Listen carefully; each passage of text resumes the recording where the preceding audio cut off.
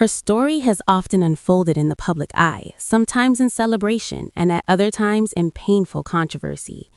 In 2018, allegations surfaced on social media claiming that Mary Atieno Ominde, one of Kenya's most revered gospel voices, was experiencing domestic neglect and financial control within her marriage. The reports triggered widespread public debate, with fellow gospel artists and relatives expressing concern over her welfare and independence. Her husband, Alex Ominde, strongly denied the claims, and Mary herself released a public statement insisting that her home life was stable and urging fans to ignore the rumors. Years later, in early 2026, renewed concern erupted after videos of her ministering in public circulated online. Many Kenyans were disturbed by her frail appearance and modest condition, questioning how a national gospel icon and long-serving teacher could appear so vulnerable. Public figures, including Mute Kende, rallied support for her, calling on well-wishers to help restore her dignity. What followed was both heartwarming and controversial. She was gifted a multi-million shilling 4-bedroom home in Buruburu Estate to secure her comfort in retirement. While many celebrated the gesture as overdue recognition, others questioned why a pioneer of Kenyan gospel music had to rely on public charity in her later years.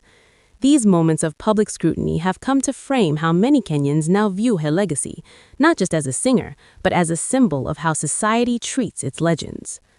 Born in 1961 in Kirengo village, Karungu, Nyatike district in Nyanza, Mary Atieno Ominde entered the world into a family that valued education, even as it faced the reality of her visual impairment.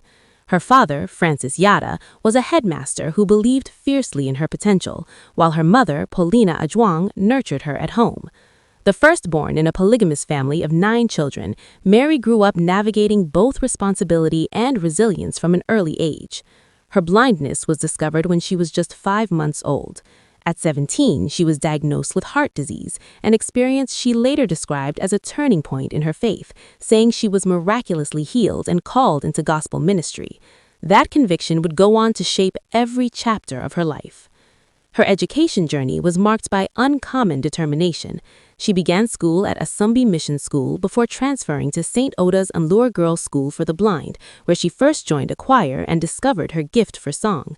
Later, at Thika Salvation Army High School for the Blind, she emerged as a choir leader, quietly laying the foundations of her future music career. In 1988, she graduated from Kenyatta University with a Bachelor of Education degree. The achievement came at great personal cost. She often had to pay readers to go through literature texts with her and hire typists to sit exams, as most academic materials were not available in Braille. Still, she graduated, determined not to let disability limit her calling. That same year, she was posted to Buruburu Girls Secondary School as a teacher. She initially taught English and literature, but later transferred to Christian religious education due to the lack of Braille set books. Over nearly 4 decades in the classroom, she became known for discipline, high standards, and remarkable results, at one point guiding her students to a mean grade of 10.6 in CRE. She officially retired in early 2026, closing a 38-year chapter of service as a civil servant under Kenya's Teachers Service Commission. Parallel to her teaching career, Mary was quietly revolutionizing gospel music in Kenya.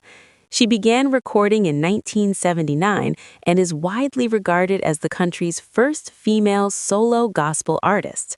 Her national breakthrough came in 1983 when her choir performed before President Daniel Arap Moi, after which songs such as Kenya Twaipenda and Furahia wa Kenya gained massive popularity.